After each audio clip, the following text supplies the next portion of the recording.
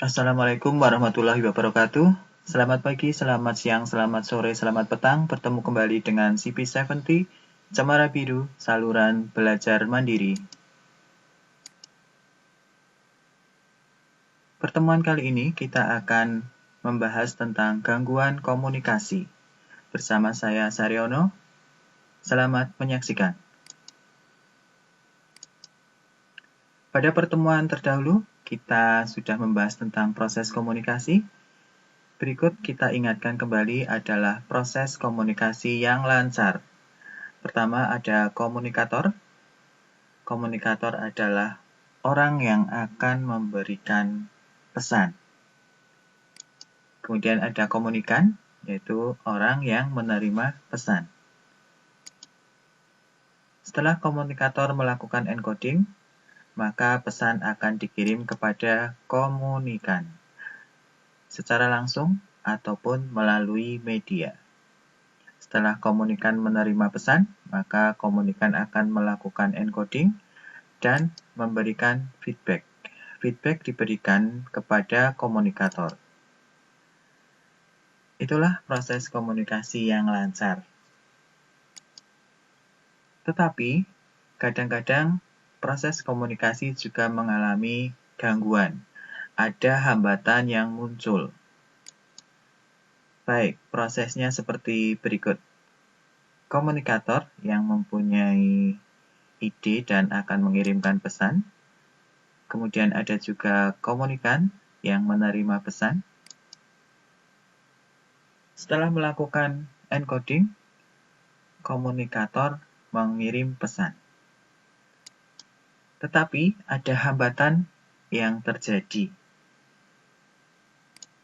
sehingga pesan tidak sampai ke komunikan.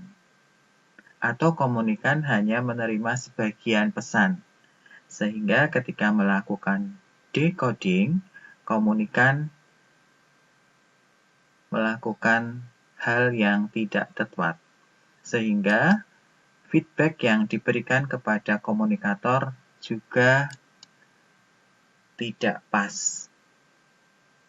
Atau mungkin malah tidak sampai karena juga ada hambatan. Nah, itu komunikasi yang terganggu. Apa saja yang bisa mengganggu komunikasi?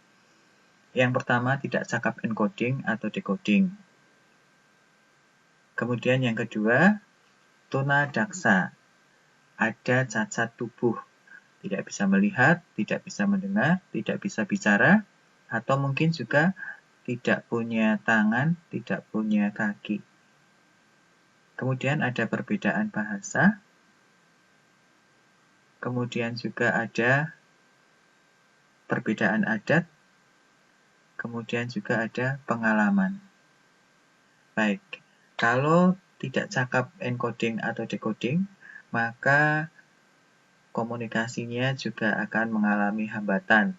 Misalnya, kalau jarak jauh, kita hanya menggunakan suara yang tidak keras. Nah, itu berarti tidak cakap dalam encoding. Kemudian tunadaksa, tunanetra, tunarungu. Nah, itu bisa mengganggu juga jalannya komunikasi. Misalnya, kita menyuruh yang tidak bisa melihat untuk pergi ke suatu daerah. Nah, itu juga merupakan ada halangan. Atau juga kita berteriak-teriak kepada orang yang tidak mendengar. Jadi pesannya tidak sampai. Atau mungkin juga kita menyuruh membaca kepada anak yang tidak bisa melihat. Bisa, tetapi harus dengan perlakuan khusus. Kemudian juga perbedaan bahasa.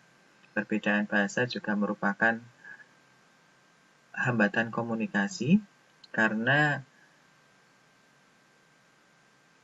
tidak sepaham. Yang satu atau komunikator menggunakan bahasa Jawa, yang komunikan pahamnya bahasa Batak. Atau mungkin juga komunikator menggunakan bahasa Inggris, ternyata komunikannya tidak bisa atau hanya bisa menggunakan bahasa Indonesia. Kemudian juga perbedaan adat. Perbedaan adat ini juga merupakan gangguan komunikasi. Misalnya, kalau kita di Jawa, disuguh makanan, ada yang menyuguhkan makanan, kita habiskan, itu tidak sopan. Tetapi ketika di Sumatera, maka orang yang menyuguhkan akan senang karena mendapat penghargaan makanannya itu dihabiskan. Kemudian juga perbedaan pengalaman.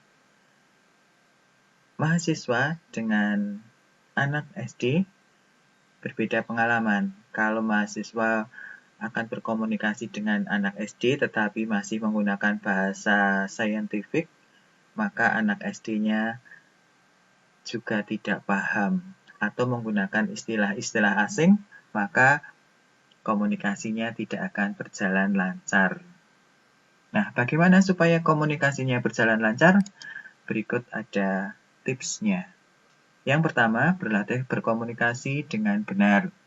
Artinya, kita harus sering-sering berkomunikasi dengan orang di sekitar kita, baik itu teman, bapak ibu guru, orang tua di rumah, atau teman-teman yang ada di rumah. Jadi, itu akan melatih encoding maupun decoding kita, baik sebagai komunikator maupun sebagai komunikan. Kemudian yang kedua, kita bisa menggunakan bahasa isyarat. Nah, ini harus belajar karena bahasa isyarat itu ada kode-kode tertentu. Atau mungkin yang lebih mudah menggunakan gestur tubuh. Gestur tubuhnya misalnya marah dengan mata melotot, atau marah dengan mengepalkan tangan. Nah, begitu. Kemudian juga menggunakan bahasa yang universal.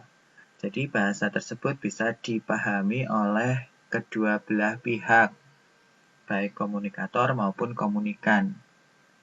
Misalnya, kalau komunikator dan komunikan berasal dari dua daerah yang berbeda bahasa, maka menggunakan bahasa nasional.